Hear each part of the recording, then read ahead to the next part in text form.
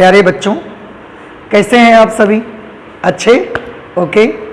उम्मीद करते हैं कि आप सभी बढ़िया होंगे और इसी उम्मीद के साथ आज फिर हम लोग फिजिक्स में एक नया आर्टिकल लेकर के आए हैं। उससे पहले थोड़ा सा मैं आपको एक चीज़ बता देना चाहता हूँ। पिछली क्लास की एक आध बातें जो मुझे लगता है कि कहीं ना कहीं बहुत इम्पोर्टेंस रखती हैं, मैं आपको रिवाइज कराना चाहता हूँ। ओके।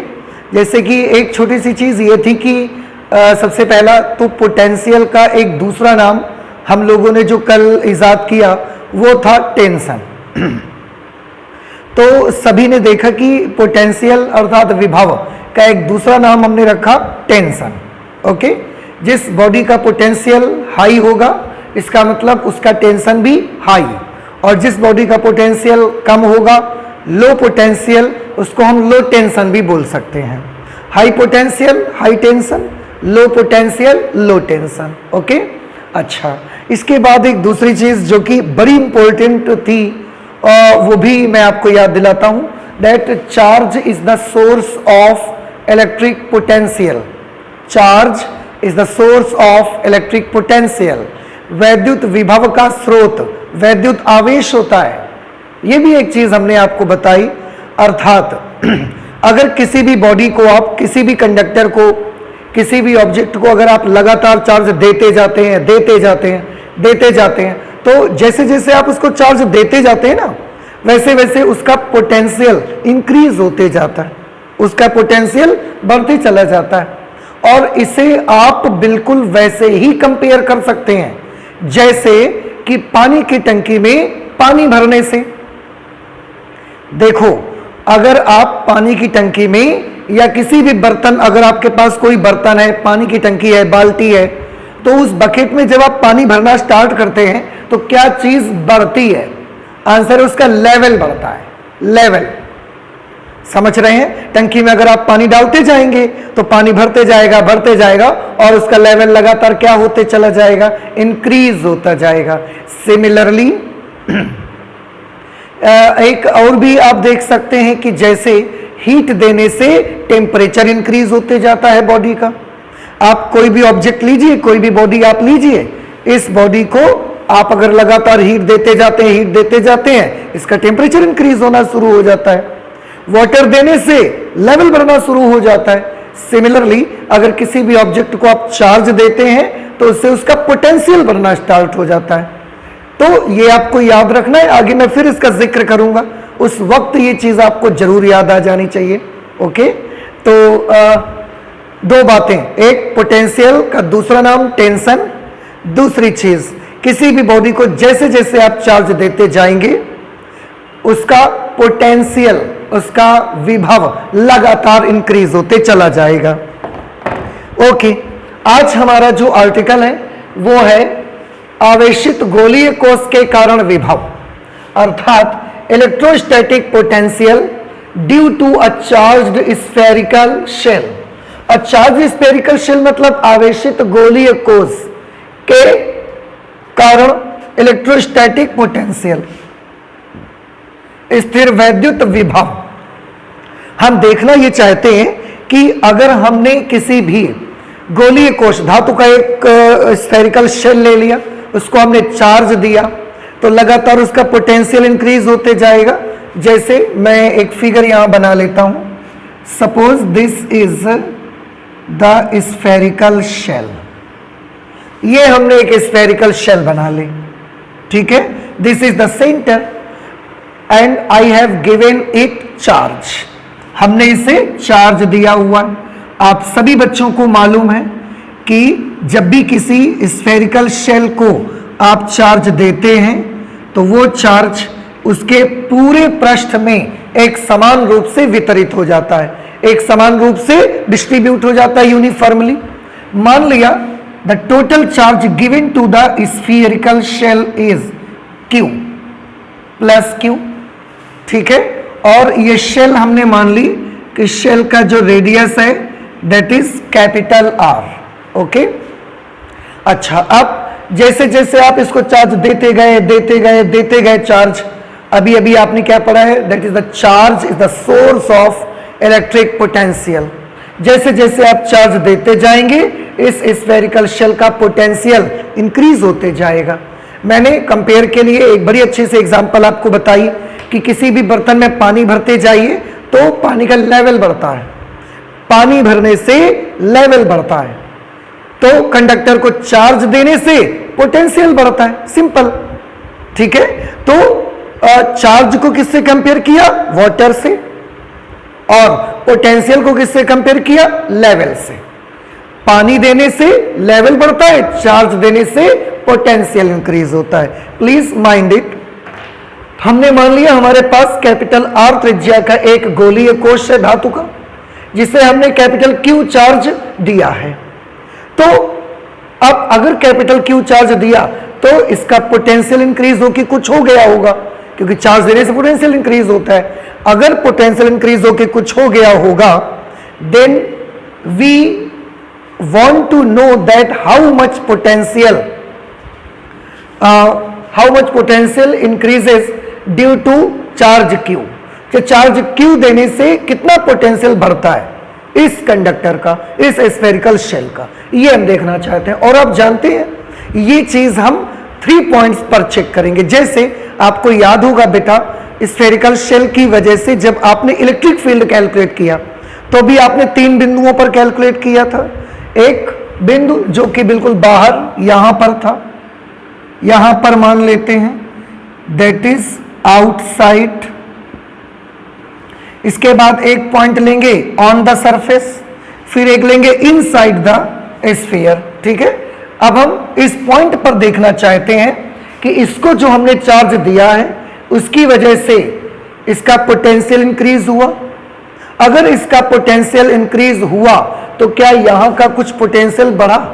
इस पॉइंट का पोटेंशियल, इस पॉइंट पर कुछ पोटेंशियल है या नहीं, हम ये चीज देखना चाहते हैं। एक बात और मैं आपको याद दिलाना चाहता हूं, किसी भी पॉइंट पर पोटेंशियल है, इसका क्या मीनिंग है? किसी भी पॉइंट पर पोटेंशियल है, इसका क्या मीनिंग है? इसका ये मीनिंग है, मैं आपको याद दिलाता हूं, आप प्लीज याद करिए कि अगर किसी चार्ज को, अगर इस पॉइंट पर पोटेंशियल होगा, तो अगर हम किसी चार्ज पार्टिकल को लाएंगे और इस पॉइंट पर रख देंगे तो उस चार्ज पार्टिकल के पास एनर्जी आ जाएगी। बात समझ में आई?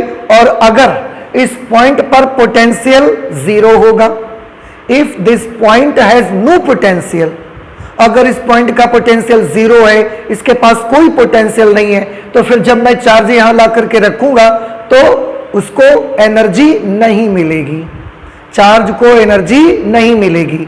तो अगर इस पॉइंट के पास किसी भी पॉइंट का पोटेंशियल है तो उस पॉइंट पर एक टेस्ट चार्ज रखने से टेस्ट चार्ज में एनर्जी आ जाएगी। लेकिन अगर पॉइंट पर पोटेंशियल नहीं है तो टेस्ट चार्ज को रखने से एनर्जी नहीं आएगी।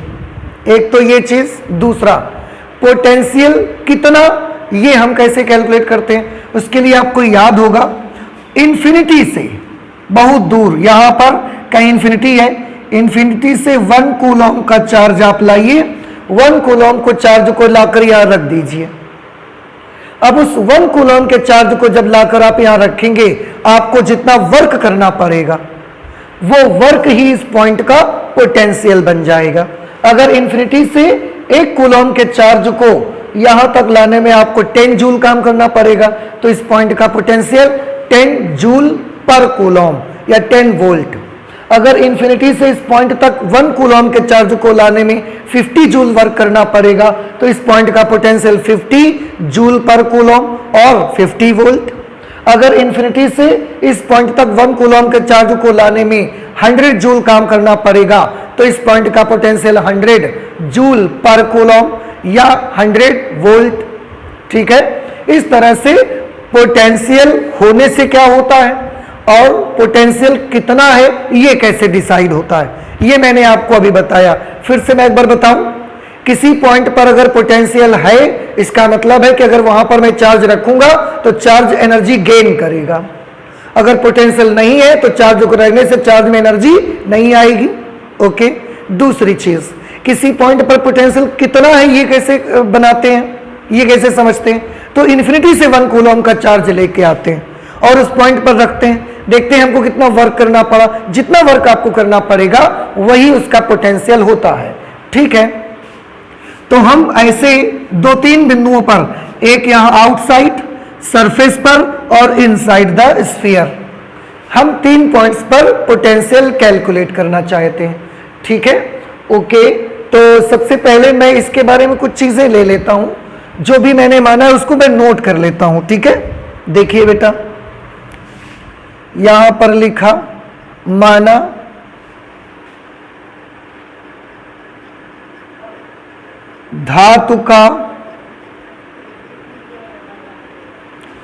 धातु का कैपिटल आर त्रिज्या का एक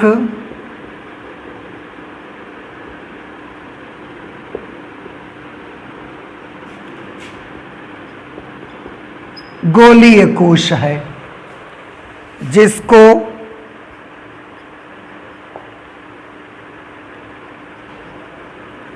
प्लस कैपिटल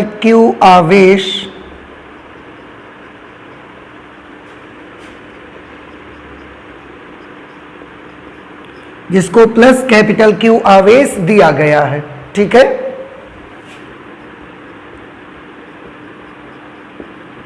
यह आवेश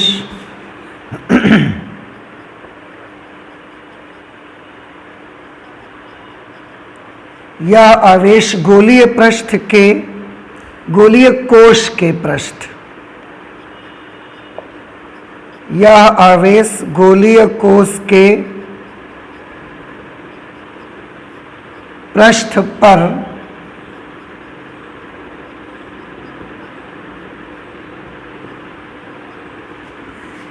गोलीय कोश के पृष्ठ पर एक समान रूप से वितरित हो जाता है।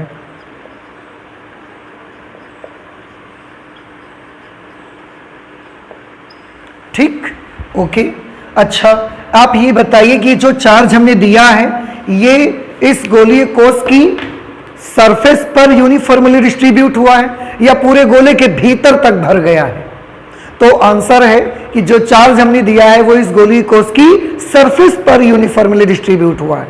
तो यहां पर आवेश का रेखीय घनत्व लगेगा, आवेश का पृष्ठ घनत्व लगेगा या आवेश का आयतन घनत्व लगेगा।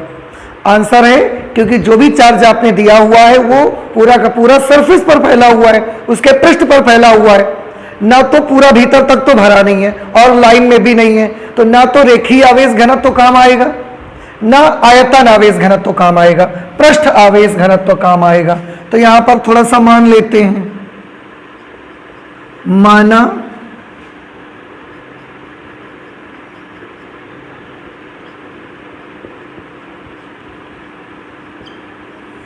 माना गोलीय कोश पर आवेश का पृष्ठीय घनत्व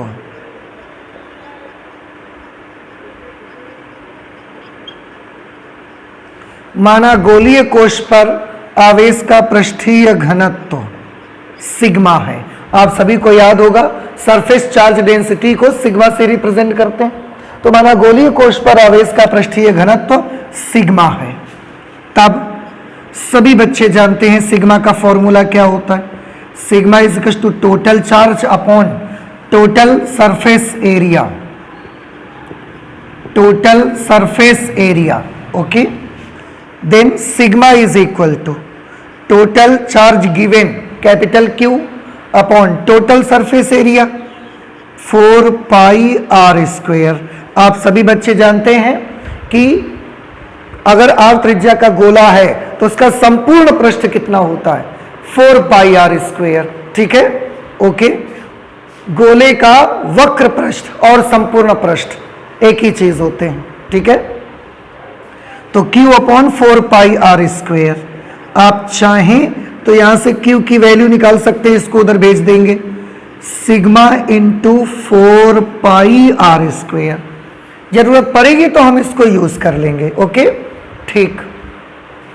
अब हम सबसे पहले इलेक्ट्रोस्टैटिक पोटेंशियल कैलकुलेट करना चाहते हैं आउटसाइड द, मान लेते हैं कि सेंटर से, गोलीय कोश के केंद्र से स्मॉल r दूरी पर ये एक पॉइंट है P, और यहां पर हमको पोटेंशियल कैलकुलेट करना है।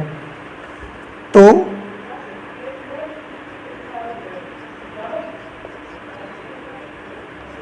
इस गोलीय कोश के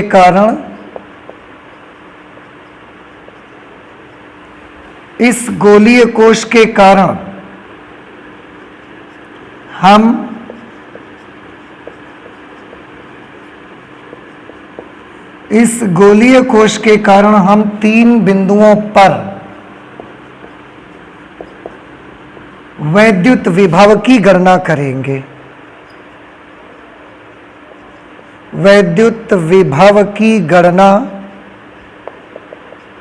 करेंगे। ठीक, कौन से 3 बिंदु? फर्स्ट पॉइंट देखिए, फर्स्ट पॉइंट है आउटसाइड द स्फेरिकल शेल, गोलीय कोश के बाहर। तो हम इसको लिख देते हैं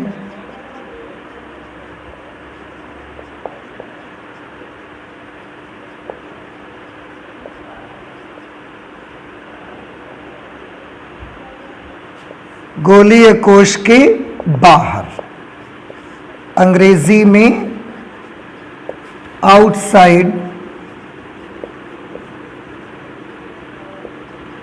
द स्फेरिकल शेल।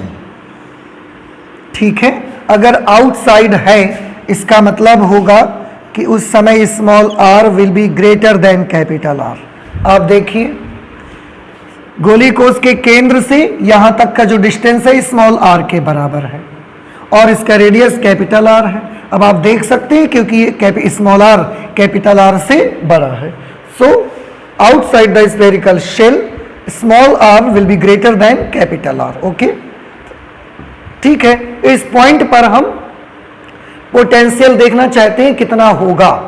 पोटेंशियल का हमारे पास एक तो ये तरीका है कि आप इन्फिनिटी से एक चार्ज, 1 कूलॉम का एक चार्ज लेके आओ यहां तक। अगर वो चार्ज, क्योंकि वो टेस्ट चार्ज होगा, पॉजिटिव होगा, तो जब आप पॉजिटिव चार्ज इधर ला रहे होंगे तो ये सारा का सारा पॉजिटिव मिल करके उससे क्या करेगा? रिपेल करेगा।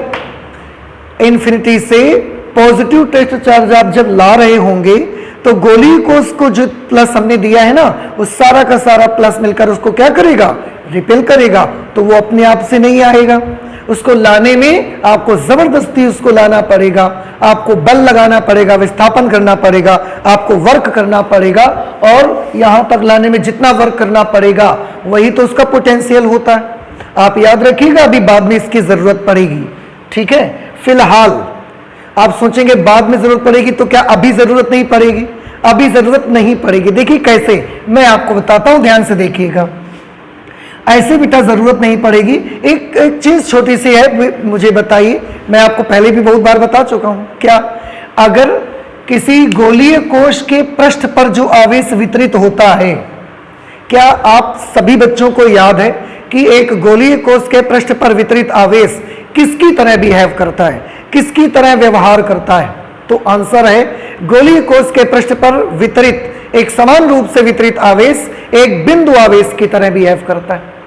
याद आया सभी बच्चों को कि गोलीय कोश को दिया गया आवेश उसके पृष्ठ पर एक समान रूप से वितरित हो जाता है और ये एक बिंदु आवेश की तरह काम करता है, और ऐसे काम करता है जैसे कि इसको दिया गया पूरा का पूरा आवेश इसके सेंटर पर रखा है। दिया हमने सरफेस पर है, लेकिन इसका बिहेवियर ऐसा होता है जैसे कि इसको दिया गया पूरा का पूरा आवेश इसके सेंटर पर रखा हुआ है। अब आप सोचिए, इसका बिहेवियर ऐसा है कि जैसे सेंटर पर प्लस क्यू चार्ज रखा है। अब इसको आप भूल जाइए, इस चार्ज की वजह से इस पॉइंट पर पोटेंशियल हमको चाहिए। तो अगर हम वो लॉन्ग मेथड यूज करेंगे इन्फिनिटी से यहां तक लाने का, so it will be so complicated, बहुत कॉम्प्लिकेटेड होगा। इसलिए हम we will not use the long process, we will use the small one. और उसमें क्या हमने आर्गुमेंट दिया? गोलीय कोश को दिया गया आवेश उसी तरह व्यवहार करता है मानो कि पूरा का पूरा आवेश गोलीय कोश के केंद्र पर रखा हो।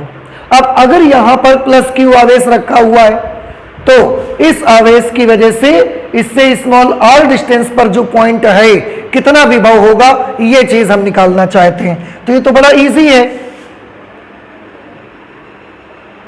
कैसे ये इजी है आप देखें, अगर इसको बिंदु आवेश मान लेंगे तो यहां पर विभव का मान क्या होगा, तो इस पॉइंट पर पोटेंशियल की वैल्यू होगी outside, V outside is equal to 1/4 pi epsilon naught Q upon small r।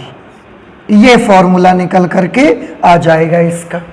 तो आपको इसका डेरिवेशन नहीं करना है, on the basis of analogy we can give the answer. Analogy के बेसिस पर हम सिर्फ आंसर इसका दे सकते हैं, क्योंकि इसका जो बेसिक प्रोसेस होगा ना बेटा वो बड़ा कॉम्प्लिकेटेड होगा। क्यों? क्योंकि इन्फिनिटी से बार बार यहां पर एक परीक्षण आवेश आपको लाना पड़ेगा। उसके लिए ये देखना पड़ेगा इन सभी आवेशों के विरुद्ध जब आप परीक्षण आवेश लाएंगे तो हमको कितना काम करना पड़ेगा। तो पहले इस आवेश के विरुद्ध लाने में कितना काम करना पड़ेगा, फिर इस आवेश के अगेंस्ट लाने में कितना वर्क करना पड़ेगा, फिर इसके अगेंस्ट, इसके अगेंस्ट, इसके अगेंस्ट, इसके अगेंस्ट, इसके अगेंस्ट, इसके अगेंस्ट, इसके अगेंस्ट, सब चार्जेस के अगेंस्ट टेस्ट चार्ज को इन्फिनिटी से यहां तक लाने में क्या वर्क करना पड़ेगा, वो वर्क कैलकुलेट करो, इसके बाद सबको आपस में ऐड करो। So this process will be very complicated, इसलिए we will not adopt that process. हम उस प्रोसेस को अडॉप्ट ही नहीं करेंगे। हमने तो सीधी सीधे बात कर दी ना, क्योंकि हम लोग पहले डिस्कस कर चुके हैं कि किसी भी सेल को दिया गया चार्ज उसी तरह व्यवहार करता है जैसे कि उसके केंद्र पर ही पूरा आवेश केंद्रित हो, उसके केंद्र पर ही पूरा का पूरा आवेश रखा हो। अब अगर Q आवेश हमने सरफेस को दिया, अगर पूरा का पूरा आवेश केंद्र पर मान लेंगे तो ये एक बिंदु आवेश हो गया कि नहीं हो गया, और अगर ये बिंदु आवेश हो गया तो इसकी वजह से स्मॉल r दूरी पर जो बिंदु पड़ता है वहां पर विभव आप इस सूत्र से बना सकते हो। तो ठीक है, ये फॉर्मूला निकल करके आ गया। बस इतना सा आपको कर देना है। अब आप चाहें तो Q की जगह ये वैल्यू अप्लाई कर सकते हैं। अगर कैपिटल Q की जगह ये वैल्यू लिख देंगे तो एक फॉर्मूला V का और मिल जाएगा। मैं एक काम करता हूं बेटा, थोड़ा सा इसको इधर से लिखते हैं, ठीक है। V outside is equal to 1/4 pi epsilon not capital Q upon small r। अगर कैपिटल Q की जगह हम ये वैल्यू लिख देंगे तो हमको क्या मिलेगा, देखो 4 पाई से 4 पाई कैंसल हो जाएगा, क्या बचेगा, ऊपर बचेगा सिग्मा इंटू r स्क्वेयर, या V outside is equal to sigma upon epsilon not, sigma upon epsilon not और capital R square upon small r। ये पोटेंशियल का फॉर्मूला आएगा आउटसाइड द स्फेरिकल शेल।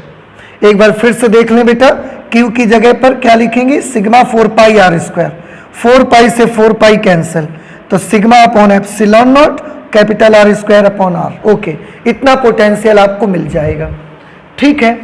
दूसरा सेकंड, अब हम कहां कैलकुलेट करेंगे, तो अब अभी हमने कहा किया गोलीय कोश के बाहर, अब हम गोलीय कोश के पृष्ठ पर कैलकुलेट करना चाहते हैं कि अगर कोई पॉइंट यहां पर होगा ऑन द सरफेस तो वहां का पोटेंशियल कितना होगा। तो हम यहां पर लिख देंगे गोलीय कोश के पृष्ठ पर,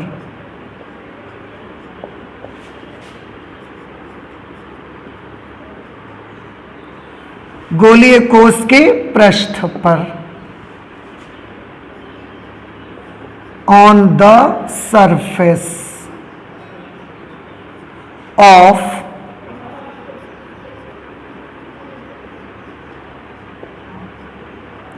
स्फेरिकल शेल। गोलीय कोश के पृष्ठ की बात करिए। अब अगर आप सरफेस पर भी बात करेंगे बेटा, गोलीय कोश आपने लिया, अगर आप उसकी सरफेस पर भी बात करेंगे यहां पर भी निकालने की, तो भी तो हम यही लॉजिक यूज कर सकते हैं। तो गोलीय कोश के पृष्ठ पर निकालेंगे तो भी तो इसका संपूर्ण आवेश यहां पर हम केंद्रित मान सकते हैं, और यहां से यहां तक का डिस्टेंस कितना होगा, ये डिस्टेंस कैपिटल R होगा, इसके रेडियस के बराबर। इस वजह से यहां पर भी वैद्युत विभव का मान हम इसी फॉर्मूले से बना सकते हैं। तो potential on the surface, what will be the value of this potential which is on the surface of a spherical shell? okay, क्या होगा formula 1/4 pi epsilon naught Q upon capital R। Okay, क्योंकि इस बार यहां से यहां तक का distance कितना है, कैपिटल R। अब एक तो ये फॉर्मूला रहेगा, जैसे यहां दो फॉर्मूले मिले, हम इसको भी इस्तेमाल कर सकते हैं, हम इसको भी इस्तेमाल कर सकते हैं, यूज कर सकते हैं। ऐसे यहां पर भी हमको दो फॉर्मूले मिलने चाहिए। तो एक तो फॉर्मूला ये आ गया सरफेस के लिए, हम चाहें तो इस कैपिटल Q की वैल्यू अप्लाई कर दें तो एक फॉर्मूला और भी बन जाएगा। So V on the surface is equal to, Q की जगह पर आप लिखेंगे sigma into 4 pi R square. चलिए अच्छा, मैं एक बार आपको लिख के दिखा देता हूं, sigma into 4 pi capital R square upon R, ये लिख दिया। Q की जगह ये लिखा, कैपिटल R की जगह कैपिटल R। 4 पाई से 4 पाई कैंसिल, R से इसकी पावर कैंसिल हो गई। Then what will be the value of potential on surface? This will be sigma upon epsilon not, sigma upon epsilon naught into capital R। एक ये formula बनेगा, sigma upon epsilon not और एक capital R यहां पर आपको मिल गया। तो गोलीय कोश के पृष्ठ पर अगर आप विभव का मान कोई पूछेगा तो भी आप दो तरह से बता सकते हैं। First one is 1/4 pi epsilon not capital Q upon capital R, where R is the radius of a spherical shell and capital Q is the charge, is the total charge given to the shell। और अगर आपसे sigma के पदों में पूछा जाए तो sigma upon epsilon naught into capital R, this will be the potential on surface due to spherical charged shell. Okay, अब थर्ड पॉइंट पर आ जाते हैं। थर्ड पॉइंट पर आते हैं गोलीय कोश के भीतर।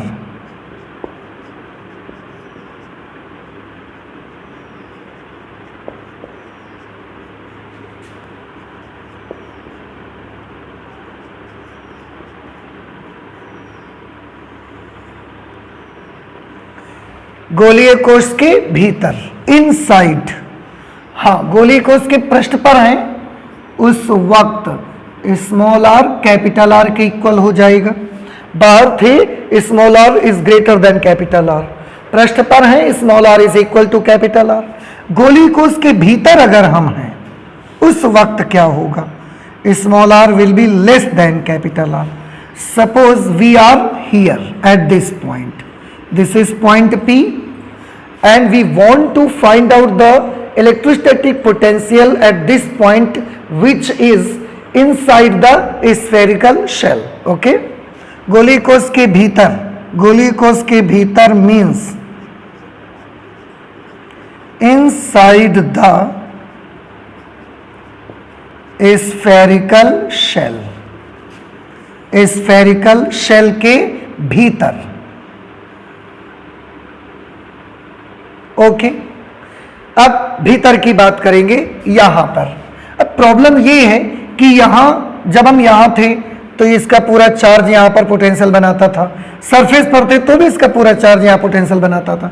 अब हम यहां पर आ गए, यहां पर पोटेंशियल की वैल्यू कितनी होगी ये हम कैलकुलेट करना चाहते हैं, ये हम देखना चाहते हैं। उसके लिए आज हम एक मेथड यूज करेंगे, थोड़ा ध्यान से सभी बच्चे देखेंगे। और ये मेथड कोई नया मेथड नहीं है, आप ये सोचे कि एक नया मेथड है अभी कैसे करेंगे। So don't worry, this is not a new method. ये एक ऐसा मेथड है जो आपको ऑलरेडी बताया जा चुका है और आज भी हमने इस मेथड का जिक्र किया है। फिर से मैं एक बार बताना चाहूंगा ये मेथड क्या है। आप किसी भी पॉइंट पर, आपको किसी भी पॉइंट पर अगर वैद्युत विभव कैलकुलेट करना है, अर्थात किसी भी पॉइंट पर अगर आपको इलेक्ट्रिक पोटेंशियल कैलकुलेट करना है, तो हमारे पास जो मेथड है वो ये है कि इन्फिनिटी से, ध्यान से सुनना, अगर आप इस पॉइंट पर पोटेंशियल कैलकुलेट करना चाहते हैं तो अनंत से 1 कूलम के आवेश को लाते जाइए, लाते जाइए, लाते जाइए और लाके यहां प्लेस कर दीजिए। अब अनंत से 1 कूलम के आवेश को यहां तक लाने में आपको जितना वर्क करना पड़ा है, जितना भी वर्क करना पड़ा, वो वर्क ही उस पॉइंट का इलेक्ट्रोस्टैटिक पोटेंशियल बन जाता है। याद नहीं आया आपको? याद आया ना? ये तो बहुत बार बता चुके हैं हम आपको, आज भी अभी जिक्र किया कि अगर किसी भी पॉइंट पर आप इलेक्ट्रोस्टैटिक पोटेंशियल कैलकुलेट करना चाहते हैं कि कितना पोटेंशियल होगा, तो इंफिनिटी से 1 कूलम के चार्ज को लाइए और लाके उस पॉइंट पर रख दीजिए और ये कैलकुलेट कर लो कि आपने कितना वर्क किया हुआ है। जितना वर्क आपने किया होगा, that complete work done will be the potential at that point. उस पॉइंट का पोटेंशियल बन जाएगा वो। ठीक है, यही हम करना चाहते हैं। फिर से हम किस पॉइंट पर पोटेंशियल कैलकुलेट करना चाहते हैं? So we want to calculate the electrostatic potential at this point inside the spherical shell.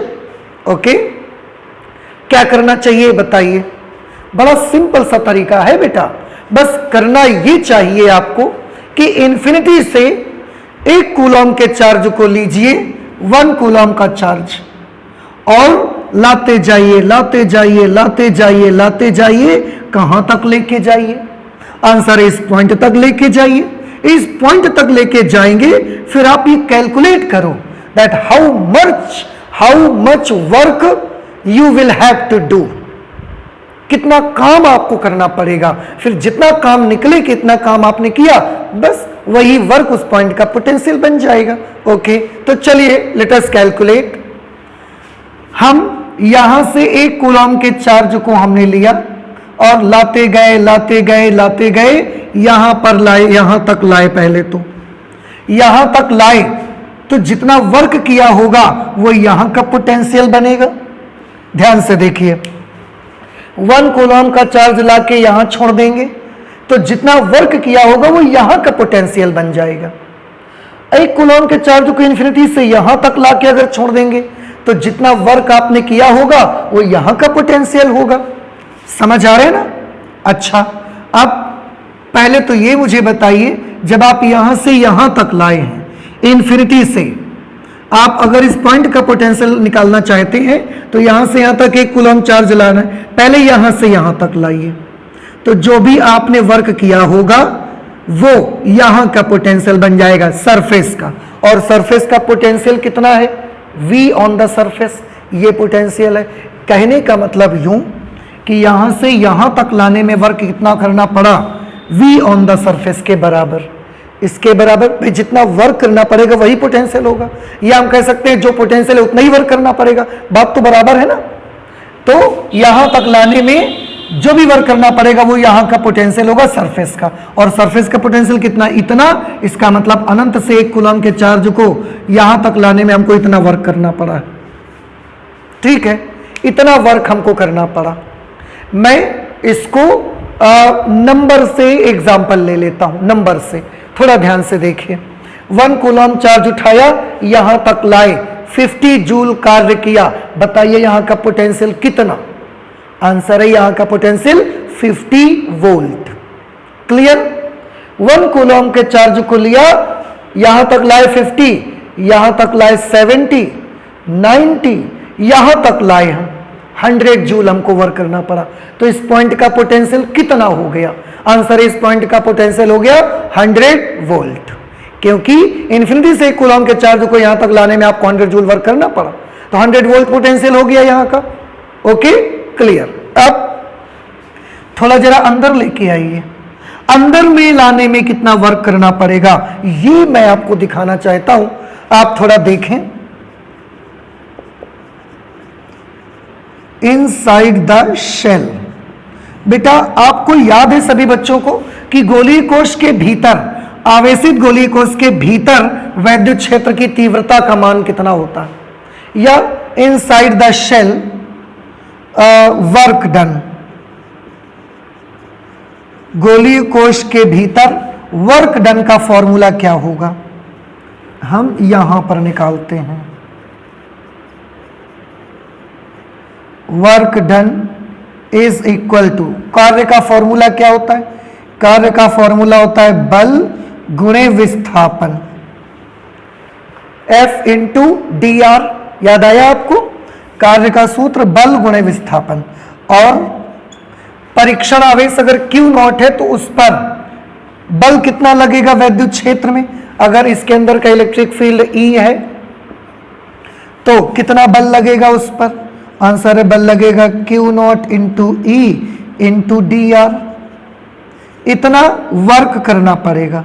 आप DW ले सकते हैं क्योंकि उधर हमने DR लिया, छोटा सा डिस्प्लेसमेंट लिया हुआ है। हम केवल अंदर की बात कर रहे हैं, इनसाइड द शेल किया गया कार्य का सूत्र क्या होगा? बल गुणे विस्थापन। बल का फॉर्मूला क्या होता है? आवेश गुणे वैद्युत क्षेत्र की तीव्रता, F is equal to Q naught into E into d r. This is the formula for the work done inside the shell. Okay, अच्छा, अब आप मुझे ये बताइए, गोलीय कोश के भीतर क्या किसी को याद है कि गोलीय कोश के भीतर वैद्युत क्षेत्र की तीव्रता की वैल्यू कितनी होती है? नहीं याद है? अरे ये तो बड़ा इजी है बेटा। गोलीय कोश के भीतर वैद्युत क्षेत्र की तीव्रता की वैल्यू 0 आई थी। याद कीजिए, याद आया आपको कि गोलीय कोश के भीतर वैद्युत क्षेत्र की तीव्रता 0 होती है। और इसके लिए मैंने एक एग्जाम्पल भी बताया था आपको। एग्जाम्पल बताया था कि अगर किसी धातु के बॉक्स के भीतर आप अपना मोबाइल फोन रख देंगे, उसको बंद कर दीजिए बिल्कुल, तो और फिर दूसरे मोबाइल से उसको कॉल करिए, उस मोबाइल पर बेल नहीं बजेगी। क्यों? क्योंकि वो गोलीय कोश बन जाएगा और गोलीय कोश के भीतर इलेक्ट्रिक फील्ड कैसा होता है? 0। इलेक्ट्रिक फील्ड ही है जो मोबाइल के अंदर लगे चार्ज को हिलाता है और उसके साथ बेल लगी है तो बेल बजती है। लेकिन क्योंकि उस डब्बे के भीतर इलेक्ट्रिक फील्ड 0 होगा, इस वजह से कोई फोर्स नहीं लगेगा चार्ज पर और हिलेगा नहीं और बेल नहीं बजेगी। तो गोलीय कोश के भीतर इलेक्ट्रिक फील्ड कैसा होता है? 0। याद आ गया ना अभी आपको? इसलिए बताइए, गोलीय कोश के भीतर अगर चार्ज को हम यहां से यहां तक लाएंगे, हमें कितना वर्क करना पड़ेगा? Because electric field is 0, so the work done will be also 0। Therefore dW will be 0। समझ आया? इसका मतलब साफ है कि गोलीय कोश के भीतर अगर हम आवेश को एक स्थान से दूसरे स्थान तक ले जाएं तो हमें कोई वर्क नहीं करना पड़ता। यानी कि हमें कितना वर्क करना पड़ता है? 0 वर्क करना पड़ता है, कोई वर्क नहीं करना पड़ता। और in other hand we can say we have to do 0 work। Okay, ठीक। अब फिर से एक बार पूरी चीज रिवाइज करिए और देखिए। हम इस पॉइंट पर पोटेंशियल पाना चाहते हैं, उसके लिए इन्फिनिटी से 1 कूलम का चार्ज लिया और लाते गए यहां लाके रखेंगे। जितना टोटल वर्क डन करना पड़ा होगा वही इस पॉइंट का पोटेंशियल बन जाएगा। ओके, चलिए देखिए, यहां तक लाए कितना वर्क करना पड़ा? 50 जूल, 70 जूल, 90 जूल, 100 जूल। तो यहां का पोटेंशियल कितना? यहां का कितना? 50 जूल। यहां का कितना? 100 जूल, क्योंकि 100 काम करना पड़ा। अब हम अंदर लेके आए, यहां से यहां तक लेके आए। अंदर में चार्ज को यहां से यहां तक लाने में कितना वर्क करना पड़ा? अंदर में कितना वर्क करना पड़ा? आंसर है inside the shell work done is 0। तो यहां से यहां तक लाने में वर्क करना पड़ा 0। इसलिए इन्फिनिटी से टोटल यहां तक लाने में कितना वर्क करना पड़ा? 0 या 100 या और कुछ? सोचिए जरा। फिर से इन्फिनिटी से यहां तक लाए 100 जूल, यहां से यहां तक लाए 0 जूल। तो इन्फिनिटी से यहां तक लाने में टोटल कितना वर्क हुआ? 100 जूल। Very good. कितना वर्क हुआ? 100 जूल। तो इस पॉइंट का पोटेंशियल कितना? 100 वोल्ट। आई होप कि अब आपको यह बात पूरी क्लियर हो गई, समझ आ गई है बिल्कुल। ओके, अब ध्यान से बताइए, इस पॉइंट का पोटेंशियल कितना था? 100 वोल्ट। इस पॉइंट का पोटेंशियल कितना है? 100 वोल्ट। इट मींस ऐसा लग रहा है हमको कि जितना पोटेंशियल चार्ज्ड स्फीयरिकल शेल के सरफेस पर होता है वही पोटेंशियल अंदर भी रहता है। देखो ना, यहां का 100 था, यहां का भी तो 100 आ गया। क्लियर? अच्छा, इसको चला के थोड़ा और यहां तक लाइए जरा। अब कितना वर्क करना पड़ा आपको? यहां से यहां तक लाने में कितना वर्क करना पड़ा? 0। क्यों? Because we are inside the shell, और inside the cell there is no work done, the work done is equal to 0। तो इंफिनिटी से एक कूलॉम के चार्ज को यहां तक लाने में 100 जूल, और फिर यहां से यहां तक लाने में 0 joule. What is the total work done? Total work done is 100 joule, so the potential at this point will be 100 volt. तो इस पॉइंट का पोटेंशियल 100 वोल्ट, यहां का पोटेंशियल 100 वोल्ट, यहां का potential 100 volt, potential at this point is 100 volt, 100 volt, 100 volt, 100 volt, 100 volt, 100 volt, 100 volt, everywhere inside the shell potential will be same. और किसके बराबर होगा? उतना जितना सरफेस पर था। आई होप कि अब आपको समझ में आ गया। और ये क्यों हुआ? ये क्यों हुआ? ये इसलिए हुआ क्योंकि इंफिनिटी से जब आप 1 कूलॉम के चार्ज को लेकर चले तो सरफेस तक जाने में आपको काम करना पड़ा, उसके अंदर आपको वर्क करना नहीं पड़ रहा है। लेकिन टोटल वर्क डन अगर आप निकालेंगे तो वो 0 तो नहीं आएगा ना। आप अंदर कहीं पर भी चले जाएंगे, यहां यहां यहां यहां, कहीं पर भी आप कोई वर्क करना नहीं पड़ेगा आपको, क्योंकि inside the shell electric field is 0, and if electric field is 0 so the work done inside the shell is 0। तो अंदर में कोई काम आपको नहीं करना पड़ेगा। इसका मतलब साफ है कि सेल के भीतर विभव का मान कितना होगा? Potential inside, potential inside is equal to potential on surface.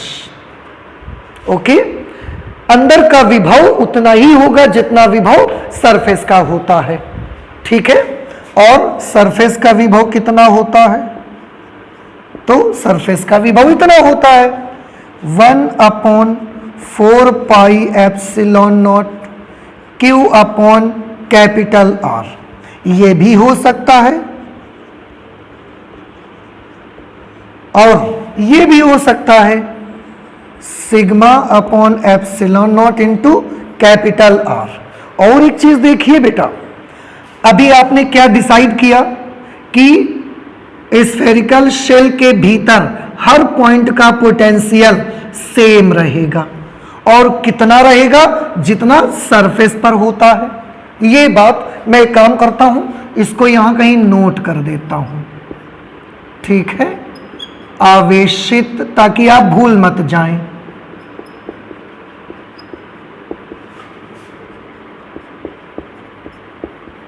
आवेशित गोलीय कोश के भीतर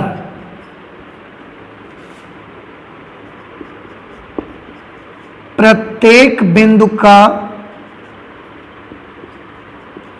आवेशित गोलीय कोश के भीतर प्रत्येक बिंदु का विभव एक तो कैसा होगा? समान होगा, सब जगह बराबर होगा, तथा पृष्ठ के विभव के बराबर होगा, पृष्ठ के विभव के बराबर होगा।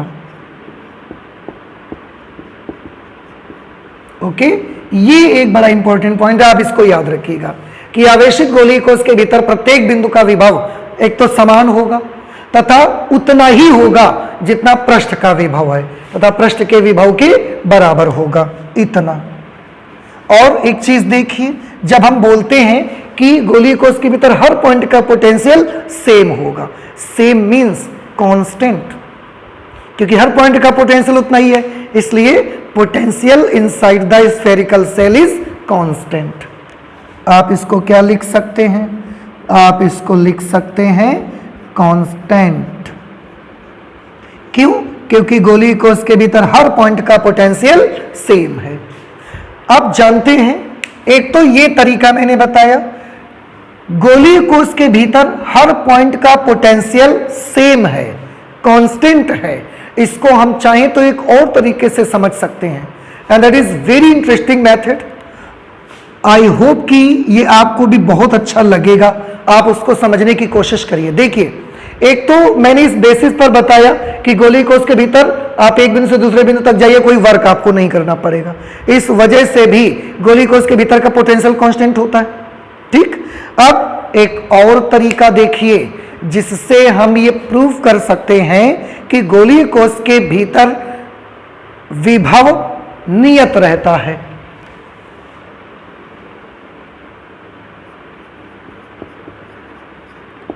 Inside the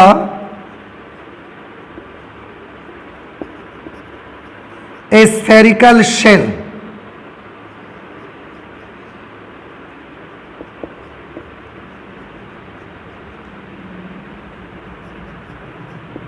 electric potential is constant।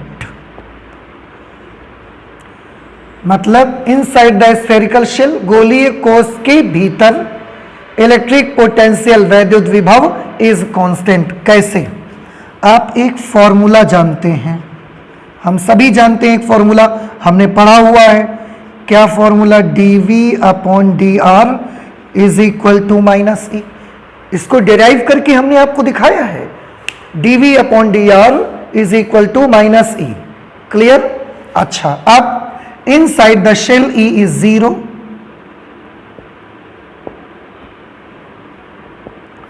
because inside the shell E is 0, so dV/dr is equal to 0। dV/dr is equal to 0। क्या आपको अगर थोड़ी सी भी बातें याद हैं, डिफरेंशिएशन, अवकलन, ये क्या चीज है? ये विभव का दूरी के सापेक्ष अवकल गुणांक है, दूरी के सापेक्ष पोटेंशियल का अवकलन है ये। और आपको अगर जरा सा भी याद हो कि अवकलन किसका 0 होता है, आंसर है अवकलन कांस्टेंट नंबर का 0 होता है। याद आया किसी को कि डिफरेंशिएशन आप करने अगर जाएंगे, so the differentiation of constant number is equal to 0। यहां पर v का डिफरेंशियल कोएफिशिएंट r के रिस्पेक्ट में 0 है। इसका मतलब है, फिर से, v का डिफरेंशिएशन r के रिस्पेक्ट में 0 है। और हम जानते हैं कि डिफरेंशिएशन 0 होता किसका है? कांस्टेंट का। तो डिफरेंशिएशन तो कांस्टेंट का 0 होता है, यहां v का डिफरेंशिएशन 0 है, इसका मतलब है कि v कांस्टेंट है। इसका मतलब है कि v कैसा है? v कांस्टेंट है, देयरफॉर v इज कांस्टेंट। तो आप हमेशा याद रखिए कि किसी भी आवेशित गोलीय कोश के भीतर वैद्युत विभव कांस्टेंट रहता है, वो कभी बदलता नहीं है। अगर कोई बोलेगा आपसे कि स्फेरिकल शेल के इस पॉइंट का पोटेंशियल है 80 वोल्ट, इस पॉइंट का पोटेंशियल है 80 वोल्ट, तो इस पॉइंट का बताइए 80 वोल्ट, यहां का बताइए 80 वोल्ट, 80 वोल्ट, अंदर हर जगह का फिर 80 वोल्ट 80 वोल्ट 80 वोल्ट रहेगा, क्योंकि अंदर हर जगह पोटेंशियल कैसा होगा? कांस्टेंट रहेगा। ओके, तो ये हमने आर्टिकल किया आवेशित गोलीय कोश के कारण विभव। बाहर भी देखा, पृष्ठ पर भी देखा, और गोलीय कोश के भीतर तो और भी कुछ बढ़िया तरीके से हमने इसको किया और बताया कि विभव किस तरीके से अंदर बदलता नहीं है, क्योंकि वहां से यहां तक लाने में आपको वर्क करना पड़ेगा, फिर अंदर कहीं पर भी ले जाओ आपको कोई वर्क नहीं करना पड़ेगा।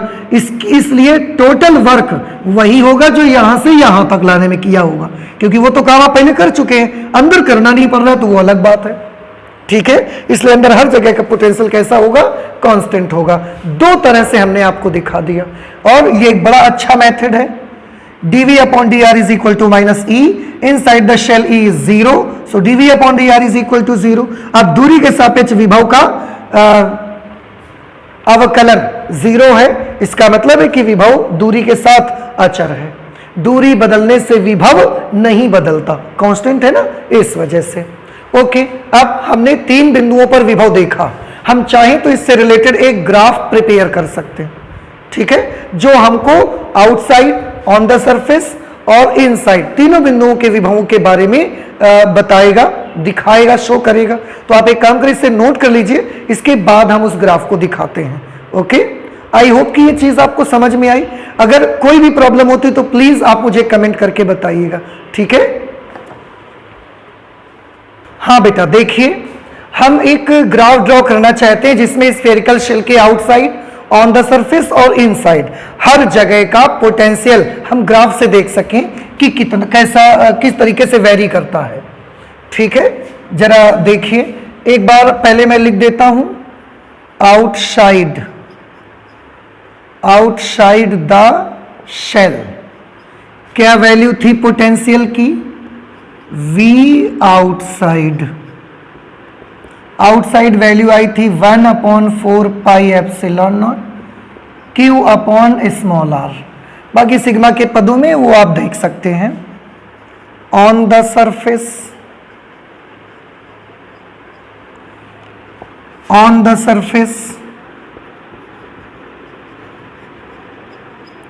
V on surface 1/4 pi epsilon naught Q upon capital R। ठीक है, और इनसाइड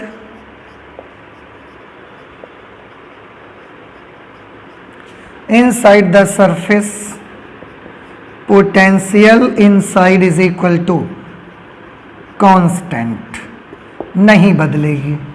यहां ये किस तरीके से बदलता है, V is inversely proportional to R। यहां पर आप देखें सरफेस पर भी हर जगह कांस्टेंट रहेगा। क्यों? क्योंकि 1/4 पाई एप्सिलॉन नॉट कांस्टेंट है। ये चार्ज एक बार जितना दे देंगे उतना ही तो रहेगा। कैपिटल R तो रेडियस है, रेडियस तो बदलने वाली नहीं है, तो ये भी कांस्टेंट, सरफेस पर भी कांस्टेंट, इनसाइड कांस्टेंट। अब अगर मैं इसका ग्राफ आपको बना के दिखाऊं तो ये ग्राफ आपको कैसा मिलेगा, आप थोड़ा ध्यान से देखिएगा।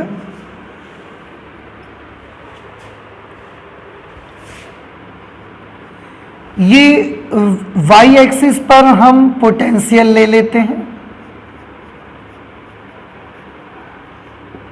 ठीक है, और x एक्सिस पर हम ले लेते हैं डिस्टेंस r। ओके, ठीक, इसको मान लेते हैं, जो ओरिजिन पॉइंट है इसको मान लेते हैं कि ये है शेल का सेंटर।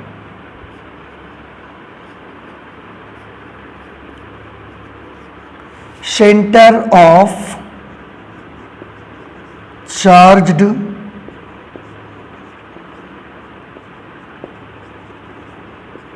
स्फेरिकल शेल, आवेशित गोलीय कोश का केंद्र मान लिया कि केंद्र यहां पर पड़ता है। अब थोड़ा ध्यान से देखिए, अगर ये चार्ज्ड स्फेरिकल शेल है तो जब आप इसके सेंटर से चलना शुरू करेंगे तो कुछ दूर जाके आपको क्या मिलेगा, सरफेस मिल जाएगी। कितनी दूरी पर, r डिस्टेंस पर। ठीक है, तो यहां से जब हमने चलना शुरू किया तो कैपिटल R डिस्टेंस जब चल गए, यहां से कैपिटल R डिस्टेंस जब चले गए तो यहां पर हमको मिल गया surface of charged spherical shell, ये सरफेस आ गई। उसके बाद जब हम आगे चलेंगे, उसके बाद भी अगर हम आगे चलते जाते हैं तो हम बाहर आ जाएंगे, फिर स्मॉल r बढ़ते चला जाएगा, तो हम ये बाहर आ गए, फिर इसके बाद आगे r बढ़ना शुरू हो गया, स्मॉल r। ओके, ठीक है। अब आप मुझे बताएं, देखिए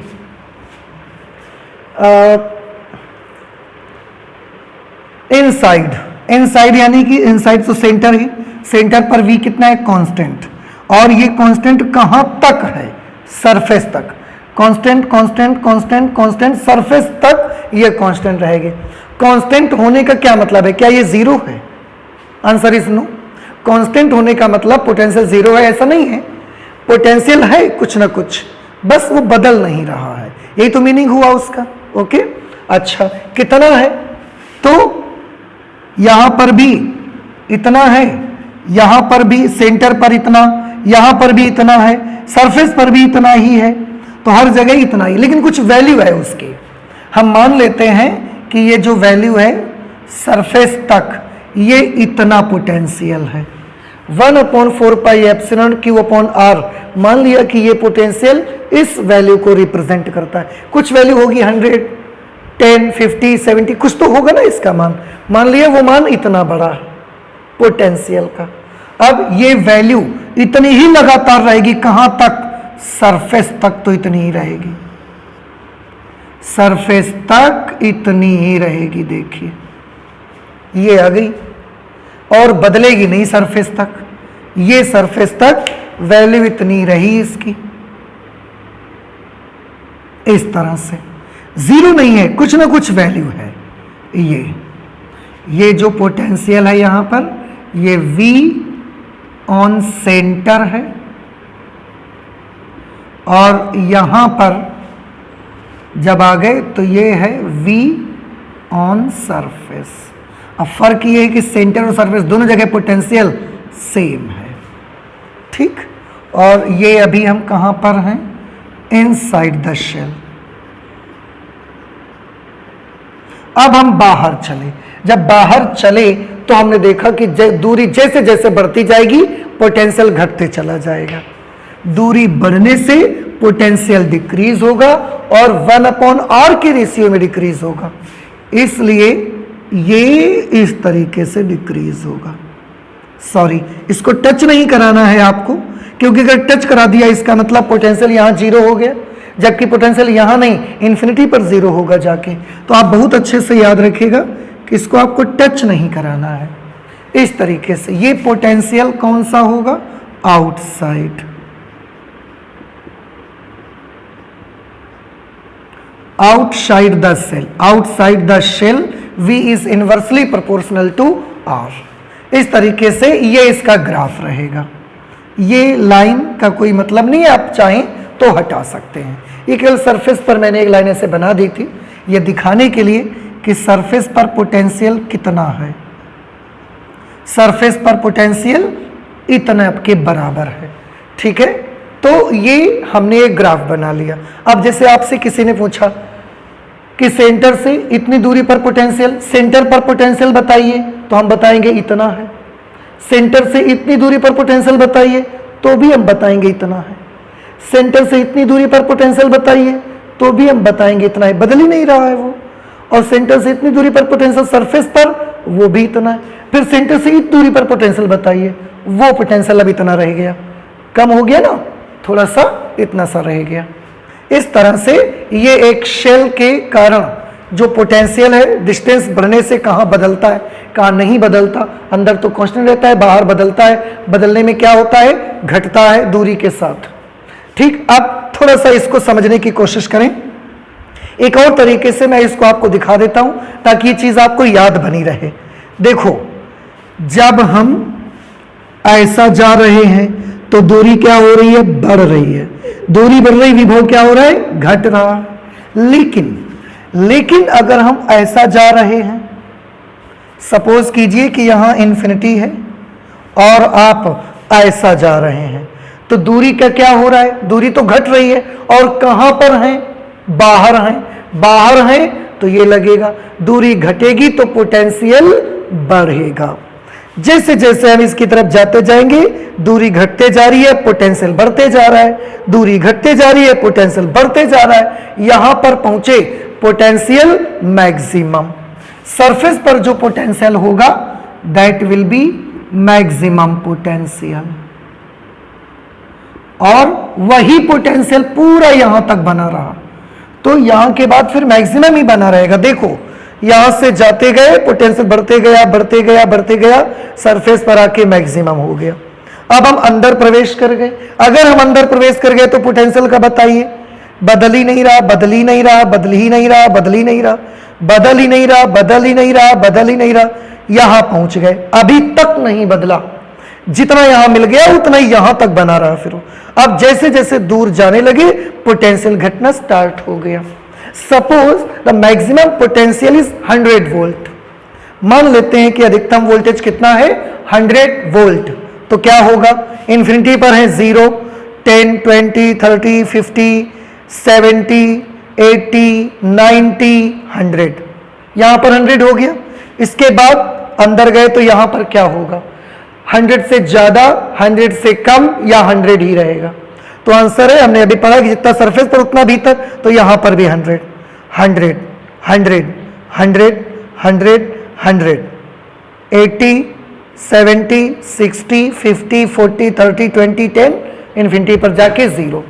तो जब आप ऐसे चलेंगे पोटेंशियल बढ़ते गया maximum maximum maximum maximum maximum maximum, फिर घटना शुरू हो गया। इस तरीके से ये चीज सेल में होती है। तो ये हमारा आर्टिकल था आज का, आवेशित गोलीय कोश के कारण विभव। एंड आई होप कि आपने इसको बड़े अच्छे से सीखा और आपको पूरा समझ में भी आया। गोलीय कोश के भीतर जो विभव होता है वो कांस्टेंट रहता है, ये हमने दो तरह से बताया। एक तो आपको वर्क डन के हिसाब से बताया, दूसरा इस बेसिस पर बताया कि क्योंकि dV/dr is equal to -E और शेल के भीतर E होता है 0, तो dV/dr 0 हो गया।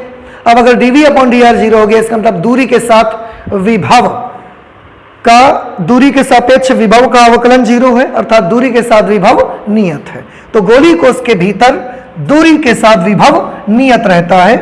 आप चाहें तो मैं इसको नोट कर देता हूं।